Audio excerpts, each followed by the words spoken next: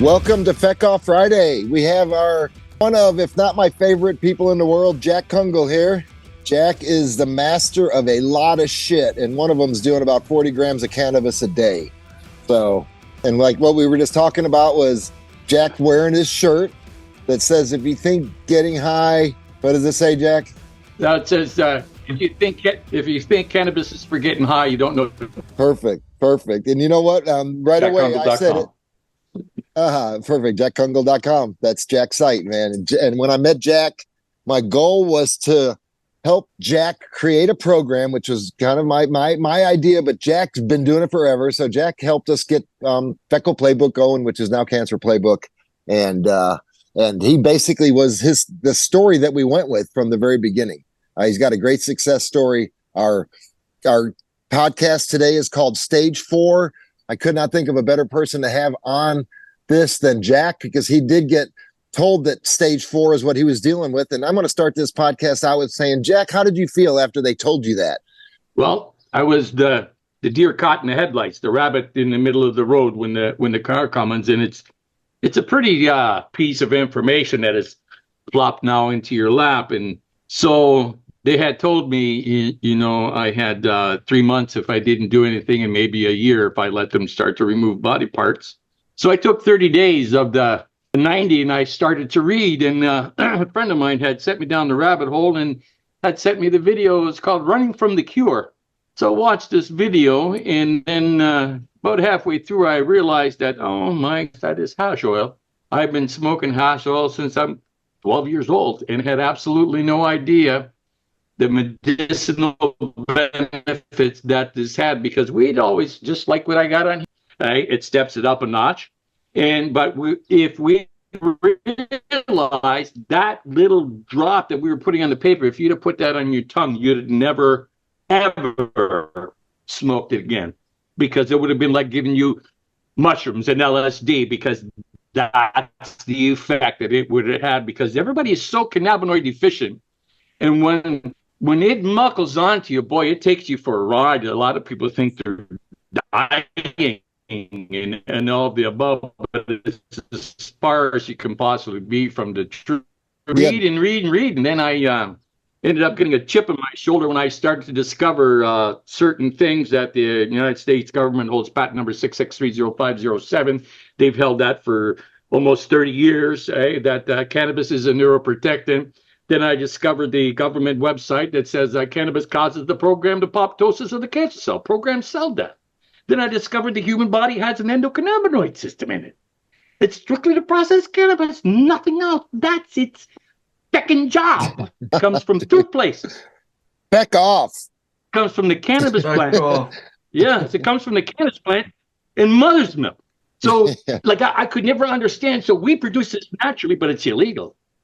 So that just never made sense. It's hard to comprehend. See, in Canada, it really is very hard to comprehend. And so for myself, it was illegal in Canada. And every time I processed the cannabis to make oil, I risked going to jail for 10 years for process. But I looked at it like this.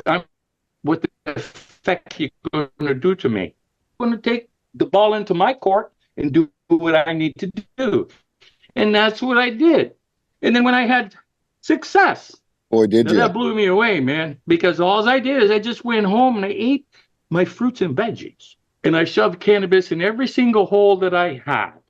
I literally took it to the point I was out cold, and then slowly. Damn, that story never gets old, Jack. I love that shit.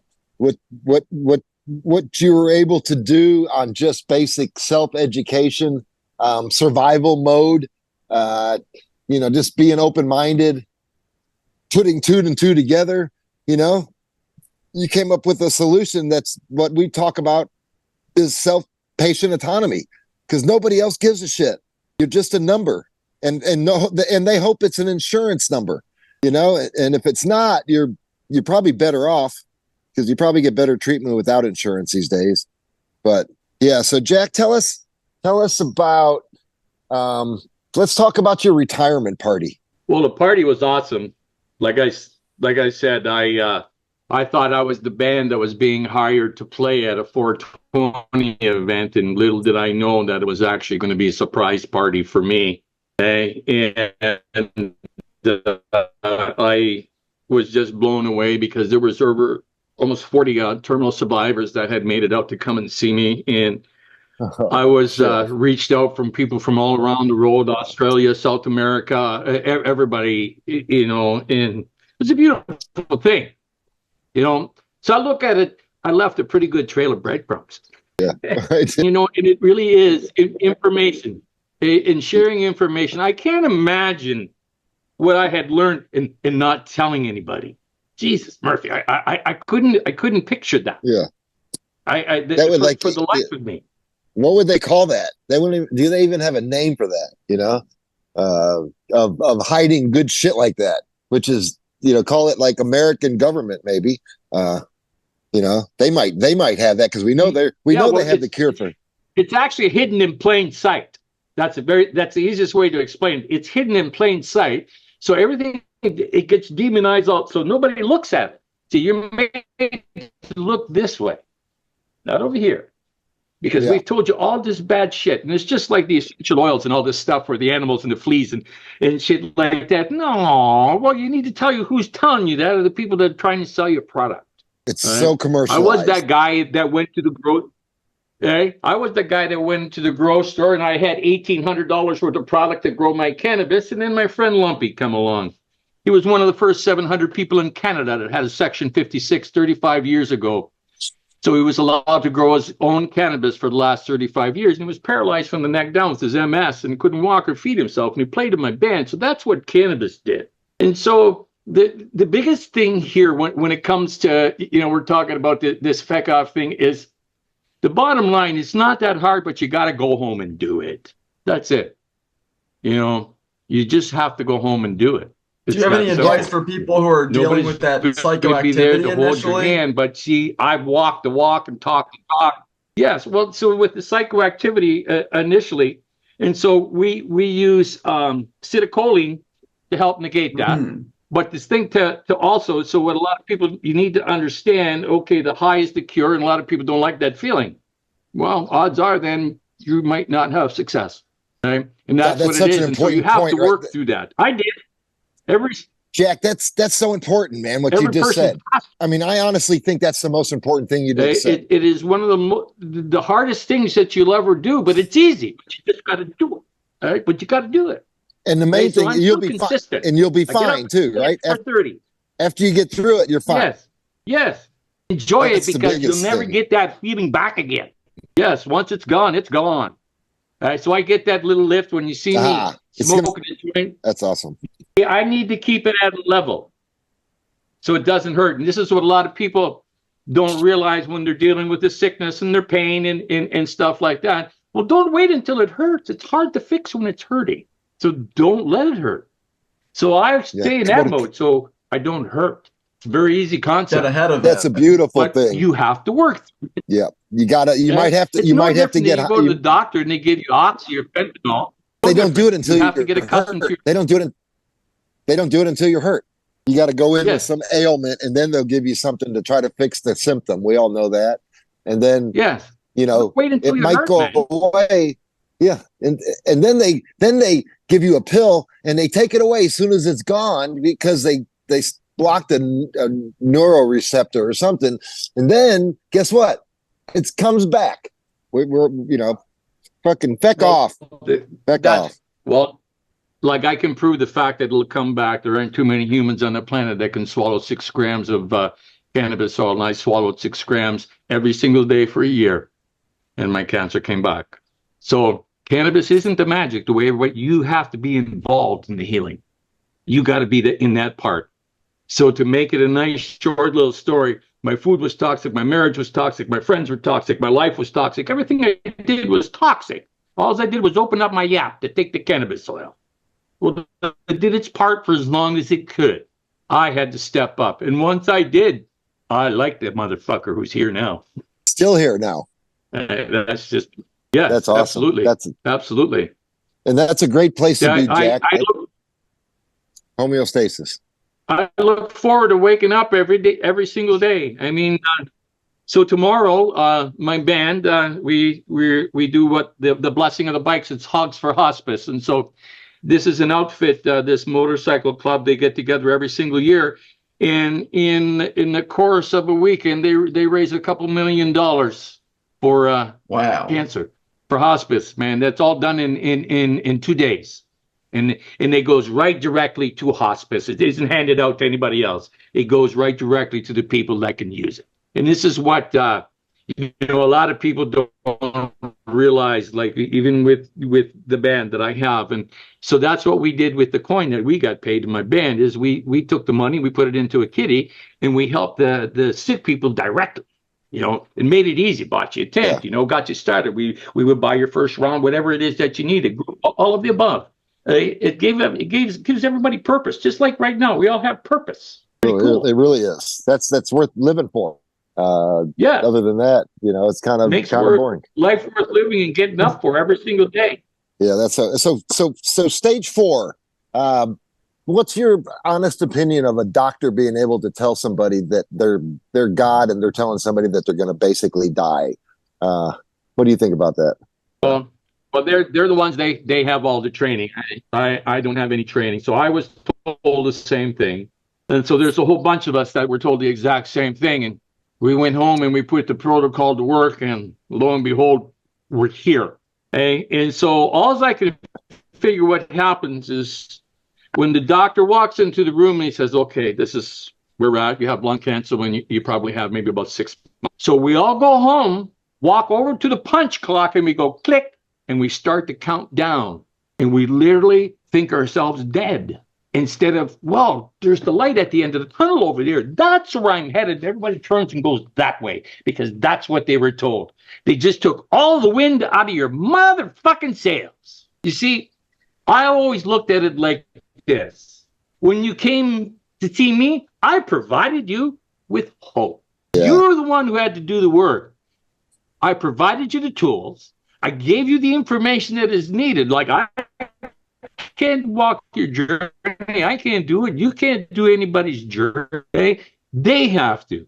And all you can do is just, you're over the wire. It really is. But you have to give the power back to the person, because the power literally has been taken away by everybody. And you've heard me say that before. I've taken my power back from everybody. Yeah, so let's talk about who's got the power. The government, pharmaceutical companies, drug stores, fucking the CVS and Walgreens. Runs the world. They do, and it's all about the money, man. And it really is. Just follow the money. That's who's. I mean, I look at it like this: we have a clown for a prime minister. We have a clown for a president. And you have a clown for a president, and another clown that's going to run for president. I look at, is that the best that we have? Okay? No, it's not. But you'll never get to those people, and it's just like fun. Is this the best? Finding out about cancer, but they'll never tell you because there's no money in it for them. Yeah. See, because once you become a cannabis user, you don't come back. That's what Dr. Bernard said when he said, Jack, he says, when we give you guys cannabis, he says, you sons of bitches, you don't come back. He said, but that's a good thing. That doctor there had given Lumpy his Section 50. That same doctor that I'm talking about gave Lumpy his Section 56 over 36 years ago, man. So he was outside the box long, long ago, right? And they put him out of business, right? Yeah, because he was one of the good guys. Feck off. Yeah, so he didn't follow the rules, Dr. Bernard. And so he was phenomenal for figuring out women's hormonal problems. He had that down to a science, okay? And so this is, and that is a big thing for every single woman that is going to go through this. And having somebody that knows, priceless. Having somebody know what to do when you get told you got bladder cancer, right? Well, you need to go talk to somebody that's had success with bladder cancer. Go talk to him. Talk to the person that's had success with lung cancer. What did you do? And every single one of them will tell you, boy, I had to change my lifestyle. Phew. Odds are my marriage came to it. There's so many things that when you take your power back and you start to look at what is on your plate, not very much. It's really important shit. Not much important shit, right? When you really come down to it. Nothing important is on your plate. Exactly. When you look down at your plate, and this is what I look at now. When I look at food, is this going to be good for me? Okay? What is it going to do? I'm going to get a little bit of pleasure here for 5 minutes, but 6 months down the road, Jesus, here it is. 5 pounds later, 8 pounds later, 10 pounds later, right? And it is that. So like the sugars and everything, they just literally suck the life out of us. See, we need sugar, but the right kind of sugar, the multi-strains of cannabis. Now, this is where the magic comes in with that shit. So we use one strain, we got 4 or 5 darts to throw at you. We use 20 different strains. Yeah, Jesus, now we got 150 darts to throw at you, and we're going to hit you. Yeah. Those are key. And so what needs to happen, well, it really is. And so now because we can grow CBN plants, CBD plants, CBG plants, so why don't we take one of every single one, put that together, and then look at those terpene numbers. So instead of the THC being up here and all the others down here, now we bring the CBD up to here, the CBG, the CBN. So now everything comes up. So now we got all that we can possibly have. It's Jack, no longer rocket science. You convinced me that it gets some damn faith going. You're like, I go, Jack, what strain's best for this? You're like, fuck off, basically. Get as many as you can use. So I've always been a believer in multi-strain, multiple darts, right? So why don't we have to start the process from the beginning. We have to grow, like you said, CBG plants, CBN plants, CBA plants, the ones that really move the needle, the ones with the terpenes in it that we know really move it, and then incorporate those into the medical cannabis, Holy shit. People have fucked that up completely. Man. Now you got fucking rocket fuel. Started from scratch. Rocket fuel. I mean, yes. So like you get better results. When I do my extraction, so I always have cannabis that's 2 to 3 years old. That always gets added in because now that is very high in CBN. Okay. All right. So now the numbers have changed. It's all because there's a natural decarboxylation process that happens by it just sitting there. All right. So all these things comes into play, and this is how we make good medicine, man. It's just don't ever stop. Try this, try that, try this. It doesn't hurt. Yeah, doesn't hurt. What's the worst thing that's going to happen? You're going to get high. You're going to get high. Well, because you got high. So be it. Because I smoked 2 joints. Exactly.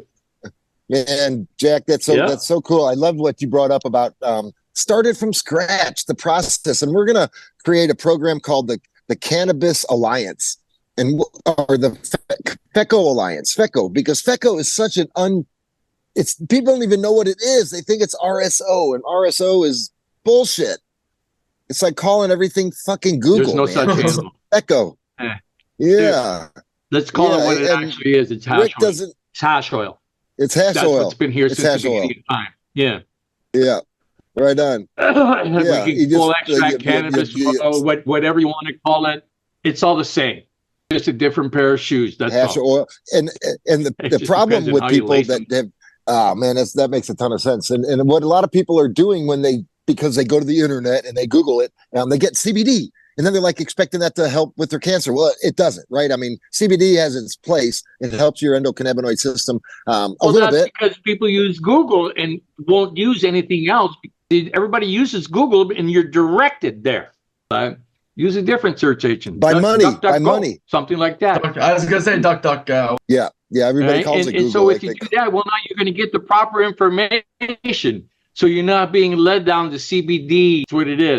The bullshit trail. All the hype is coming out on this stuff. And so, the bullshit's coming out. It has its place. Right? It has its place, just like the rest of them.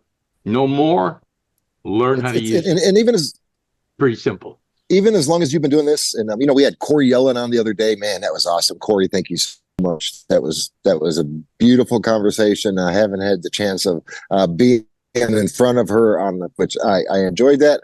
And Jack, you guys are like the OGs of this stuff, man. And it doesn't last forever. It's really hard. I mean, I have a really hard time talking to patients. I mean, I really do. So that's what this whole playbook's all about. And Jack Hill built it from the very beginning. I mean, like I said, his story is what we used forever. That's what cured Dave, my neighbor next door down in Austin. He's our 0001 patient. He basically did the Jack playbook from Jack telling me telling him. And now we're putting it into a technology format that it's going to be real time, where you could jump in, kind of like when you're jump roping. You could jump in wherever you are and get help right then. and on a real-time basis, and it's going to all be using data from other patients. Jack taught me a long time ago, the best way to do it is get them some hope by talking to somebody that's done it and been successful. What the hell? Why not? Right? Doctors never offer that kind of shit, by the way. Feck off. Jesus, right? So. Yes. And that just would make. Sometimes that just doesn't. I have a patient that I'm going to give you his number. He had really good success. Now, that's what your doctor should be doing. And if he's not doing that, it's time to find another. Yeah. You know how many doctors do that? It's pretty much zero. Yeah. Because it's always a disappointment. Yeah, and we are here to rip on the pharmaceuticals, and we are here to rip on healthcare. It's not good. Let's talk about retirement. How hard? Yeah. How hard is what you were doing? What is it? What is an OG like you? And Corey told us that she's like, I am the craziest person in the world because I do what I do. But like you said, how could you not give back? So tell us about when it's like this. The hardest thing was letting go. Well, it took its toll on my health is what it did. I had passed out in my kitchen. My health dropped down into the toilet. My blood pressure was down to 70/60. So I went into the hospital and I ran all kinds of tests and everything was fine. And then I had a problem regulating my blood pressure. It went up to 240 over 120 or 130. And so I had just stopped seeing people. So I didn't see people for a month. So in that month's time, my blood pressure went down to 112 over 7. Gosh, right where it belongs. So I had a meeting. After the meeting, I went into the house. I sat down. I waited 10 minutes, and I took my blood pressure, and it was up at 200. And so then I decided to stop. And what was happening, this is the easiest way to explain it, is I was living everybody's journey. That's what Corey's doing. That's what Pamela does. That's what we all do. Yeah. And it's hard. It's hard. It's freaking hard. It's fucking hard. Yeah. It's heartbreaking. Damn, dude. Yeah. Even the survivors is hard because, we could talk about what they don't do, even if they do exactly what they're supposed to. I mean, so what happens, like the survivors, most of them, 70% of the marriages come to an end. That's the part nobody brings out and talks about. And I brought that up in every single meeting when it was a couple. Don't go down the rabbit hole at the same time. Now the other one starts to shine. The other one starts to shine so bright.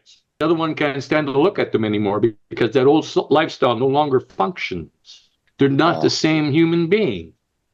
They're better. And now that's naturally becomes a problem. It happened to me. It happened to so many, 70% of the people that I've dealt with. It really is. It's a place I really don't wish anybody to go. Jack, though, you know what it is? The truth hurts. The truth hurts, right? Yeah, I mean, and the reality is most people aren't happy. It's not pretty. A lot of times, like I'm the happiest I've ever been in my life now. I'm content. I don't want anything. I've arrived. That's awesome. Congratulations. I just look at it like this. I just look at it like this. I look forward every day. I'm thankful that you guys are all in my life. It's just wonderful to be alive at this point in time. And the way I figured is that I got diagnosed with cancer. That was my wake-up call for the old soul in me, because this was the awakening of the plant on the planet. So we all had a job to do, and we're sitting here doing it right now. It's a beautiful thing. Yeah. We all had this. There we are. Part of this puzzle in order to end up right here. And even Justin, I watched you the entire time you went to school and all of the above, brother. Thank you. What a journey. If anybody was good at this, it was going to be you. And now we're all together. Yeah. Justin's been great, man. Yeah. Gravity. We built a hell of a community. Gravity. Well, this is what no assholes. The assholes weed themselves out. It's pretty simple. They do. It really is. They come right to the top all by themselves. Like a bad. Yep. Hey, we need to focus more at the playbook on toxins, removing toxins. That's one thing we really don't focus on that much. and we should make sure that we include that in our question. Well, here. see, on the fecal And playbook, if anybody's the listening, reaction come is on there. and tell us how you got rid of your toxins. So it's there, the hexamer reaction, and it's there in the fecal playbook to tell you what to do. You have that there, Jim. Right. Okay. Cool. And that's really what you're. That's it. That's like when you can't. You got to get the shit out, right? When you got to get the end of toxins. Well, toxins come out. But I'm talking about like toxins come out 4 ways. You shit them out, puke them out, pee them out, or they come out through your skin. But they're coming out. So it all depends on how toxic you were your entire life when you start down this journey. Okay, so I had almost 30 years of 22 pills a day coming out. I was pretty sick, man. Yeah, man. I was sick. I was in bed. They were fucking you up, man. That's I was brutal. In bed for a month and a half, detoxing, shits and vomiting, to shakes and hives, all of it. And when it was all said and done, it was just like, whoa. And that was the first time in my life that I was totally chemical and drug free. And I haven't put any back in since. Wow. It's 2011. Yeah. You're a specimen now, man. Yeah. Walking every day. Those dogs. I still practice what I preach, man. Yeah. Yeah. That is one thing I love about you, man. That you do. You live it. Hey, let's talk about dogs. You got a dog that's been around a long time. That dog does hash oil every day, huh? Yeah. He's 13, Jasper. Hey, Jasper. Yeah, he uses more cannabis than most humans, and so he's never been sick. So I started the program on my animals when they're 6 weeks old. I started them right immediately on it because I saw what happened when I was battling cancer with my last dog. He was 14 and a half. He was a lab, and I was putting him down. He couldn't walk anymore. And then everything that I read said this should help. So I started to feed the dog, and then 6 weeks later, out the dog door. 10 weeks later, I'm back in the field with my dog, and I got another 4.5 years out of my dog. Oh, wow. Because of the diet change in cannabis. No shit. So that lab simple. That I was putting down at 14 made it to 19 and a half. Yeah. That's amazing. We need to get that story, Jack, in our Justin, write that shit down. I'll reach out to you about that one, Jack. I'm writing that down now. Okay, then I'll tell you about Zazu also, because Dig had brought this kitten home. He found it out in the field. So when we put Zazu down, she was not quite 25. So and what had happened there is once I started to ingest the cannabis, well, I immediately put it towards her. Right? And all I can tell you, again, I changed the diet to raw and all the above, and that made all the difference in the world. I see it, you see it in your animal right away. And it's another thing, if you feed him raw and stuff like that, when your dog gets wet, he don't smell like a wet dog. That's pretty cool. So we're feeding Kira cooked human food now, and we're doing it all ourselves. Mm-hmm.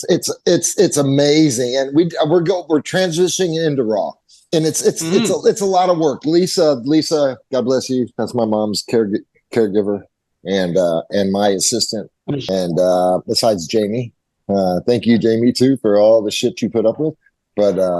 But yeah, Jack, the dog stuff is really intriguing to us, man. I've seen good results. Kira had a little tumor on her belly. Got a hold of some THC oil, which was in my drawer, and started giving it to her, man. And yeah, it's down to basically nothing. She feels great. She's happier than she's ever been in her life, man. She lost weight.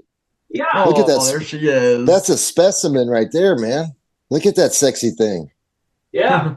She does. She's so happy, man. So diet and cannabis, period. All the other shit's a bonus. But think about that, folks. Diet, nutrition, and cannabis. We're not going to use the word diet anymore because humans are so stupid. They actually think you need to quit eating. And I just look like beyond the diet and this and between the meat eaters and the vegetarians. And I really give two shits whatever you want to call me. Just don't call me late for dinner. Everybody has salad, for fuck's sake, so don't make it such a big deal. And everybody always wonders, well, why do all you vegetarians want to make it taste like meat? Because that's what I ate for 60 motherfucking years. Yeah, they want to convert a. That's why we tried to make our veggies. taste like that. Yeah. They got to take a broccoli and turn it into a hamburger. You don't have to do that. Just Yeah, take well, the fucking that's broccoli. it's all about flavor. In human nature. Exactly. Yeah. And flavor is a huge thing, Jack. I know you're all about that. I've Yeah. seen you make rolled cabbage. Mine is a pretty powerful thing. And let's talk about that real quick. You know, I have a therapist that I use on a regular, and the biggest thing we talk about with me is imagination. Because as everybody who knows me, I come up with some fucking crazy ideas, and it's my imagination. But also with that comes the other side of the imagination, where I can dream up shit that's really bad, and it's fucking bad, man, like really bad, and it's a powerful thing. So just. It's one of those things that, man, I've got to manage, and but I can use it. It's powerful, right? And everybody's got that. Everybody's got some of that in them. You know, it could be imagination, it could be passion, it could be. I think you brought it up, Jack. Hope. I love that, man. Well, Jesus, it really is, and so like the imagination, and so let's bring in the psychedelics when it comes in. They help you focus on what you need to do. That's the bottom line. Eh? They just help you focus. You want to go to what's your analogy, man? Your favorite? My analogy for that is the librarian comes back to work and puts all the books back in alphabetical order. Now it's very easy for you to control your thoughts, to speak, and it's that simple. There really is no magic. It's you. And all that's happening when you do that is you're allowing all these different doors and stuff like that. You know, we've been living in a chemical cesspool. Yeah, we're in a cave built by. I mean, phone the poison control center. If you swallow your toothpaste, I mean, what the heck? Back off, man! I know, right? Back off. It's just like wow, and we're lined off. You know, and they're telling you listen to the side effects of the medication. They're worse than the disease that they're trying to treat. Plus, we're paying $12,000 a month more for food. $12,000 a year more for food right now than we were 4 years ago. Back off. That's crazy. Yes. And bad food. Shit food. I just increased my garden size is what I did. Yeah, that's how you deal with that. Back off, everybody. Yeah, build, over in Croatia, in a little village that we were in, and that we're building a pretty cool place over there. That's it's called Blue Pomalo. And pomalo means to chill, take it easy. And the water in Croatia speaks for itself. But everybody doesn't have a front yard. They have a garden. Wow. This makes so much freaking sense, man. Everybody, that's the Europeans. That's what happened. That's when European. The Europeans came over. Okay? Because my grandmother, I remember as a kid growing up, my grandmother had a garden. She fed my family. She fed my mom and dad's family. She fed my sister's family and my brother's family out of a little garden. Yeah. Wow. Yeah. Yeah. When it rains, it's just one of those things. And if you sister plant, that's, it's sister plant. If you plant all the things together, it's not so much work because everybody takes care of each other. Yeah. Right? That's so And I've true. learned this too. When you are gardening and shit like that. And so we deplete the soil of all the vegetation that is there. We go in now and we plant plants. Well, why do you think our plants get ate? By all the bugs. Because we've taken all their food away. So when the weeds I leave the weeds and I plant my stuff in the weeds because then the bug eats the weeds instead of your plants. Damn. Go figure. That's too logical. How about some more of that for the world, Jack? We got to share some of that. Jackisms. Yeah, that's a life. And really, folks, grow your own food, man. Grow your own medicine. We can. They don't want us to, but we can. I guarantee ChemLawn is promoting lawns over our gardens. Mm-hmm. That's another economic corruption aspect. Oh, jeepers! They're suckers. I have the lawn guy here all the time. They want to know if they can. And I said to him, well, I'll be gone mowed long time ago. It's time and energy, right? That's what I've learned. It's just waste of time and energy and stuff, and watch it grow. Yeah, it's crazy. Yeah, I'm a believer. I just need to do it. I don't really have a lawn anywhere. I got a place where the dog takes a dump, but my rest of my Jack, you've been to my house. I don't really have like a garden type environment, but that's an excuse. Yeah. I mean, there's community gardens. We had one out in Yeah, California. that's a pretty lame excuse there. I was at your house and I call bullshit. I might have a little bit of room. And you know what? Gardening is one of the top things at these blue zones that where most of the centurions are living, is because it keeps you active every day, which is so key. Absolutely. Including, Active I love day. active every day and sitting on the ground. It's like this. From kindergarten to grade 12. From kindergarten to grade 12, it should be mandatory that every single school has gardens. Yeah. And they should so eat that that when food. you do get out of high school, you will at least know how to go home and start and give yourself some food. You know who's instead of just learning how to use your phone. Nabisco and all them, Uber Eats. Nabisco is not promoting that, I guarantee it. Grow your own food. Yeah, but that's something that, if I wasn't fighting cancer, that's something I would start. Is like, get the food to the kids, because we own obesity. I just came back from Europe. I'm raising my hand. Holy fuck. We have fat fuckers here, man. In Europe, you don't, because you walk everywhere. People walk all over the place. But there, no way. They don't. You wouldn't even be able to fit on the beds. See, we here in North America gave all the land over to automobiles instead of to humans. See, it's the opposite in Europe. They got mass transportation. Yeah. There's a meme that shows leaves a car at home. Yeah. Yeah, leave the car at home and walk. Take a train and walk the rest of the way. Yeah. It's amazing. And on the train, you could actually get work done. There's no wrecks. There's no wasted fuel. They're all basically electric. I don't know if I'm a believer in electric or not. It's a bunch of money driven, so I'm losing interest in it. Hydrogen. Yeah. My buddy's been running his 1974 Triumph Spitfire. Yeah, he's been running his 74 Triumph Spitfire for 20 years on hydrogen. He did it in his garage. Wow. Yeah. There's a better way, man. There's a better way. Yeah. And part of that Centurion Blue Zone thing was to sit on the ground. And I was like, oh, that's interesting. Why do you sit on the ground? For one thing, it doesn't hurt your back like a chair. The other thing, and I never thought about this, was that you have to get up all the time, and it builds your core. Get up. And you use every muscle that you really need to use for survival, which is pretty freaking cool. Hey, also, Jamie, do we have any... the ground outside, you absorb the electrons from the ground, and that is a free antioxidant. And there's been double-blind studies that show that's legit. Jamie, any... Jack. We had a comment from Pamela.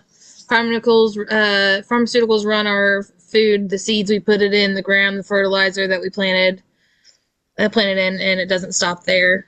And then there's a comment that says we haven't owned a microwave in over 10 years. Cool. There's lots of likes. Yeah, we should have a good crowd. If you're missing Jack, you don't know Jack. Yeah, for sure. Jack, you've been awesome, man. This is a program, is one of the programs that we do. A lot of nutrition stuff. Join us, jacksgarage.com, right, Jack? What's your website? JackKungel.com. JackKungel.com. And you can search Jack's Garage on YouTube. Yeah. And JackKungel.com has a ton of information about Jack and his whole story and his smoothie. I'd recommend doing a smoothie. I mean, I love it. You know what I do, Jack? I eat a smoothie 5 out of 7 days at least. And then the other meal, I can pretty much eat what I want. I'm not stupid, but I can literally eat what I want. You know what I mean? And because I'm still eating meat, it allows me to enjoy maybe a half a steak or something like that, but be smart about it. You don't have to eat a whole steak, and don't eat shitty meat. Well, everything in moderation. Yeah. Everything in moderation. It's pretty simple. Well, man. It doesn't matter. Even the good stuff in moderation, man. Too much of a good thing will kill you. Exactly. I heard people dying from water. What the hell, right? Except cannabis. Except cannabis. That's the one. Right on, Jack. We love you, brother. Thank you so much, man. It's been a great session. Okay, you guys. All right, everybody. Thanks for having me. Love you guys. Thanks for joining. See you guys next week for Feck Off Friday. Feck Off. It was great. Feck Off.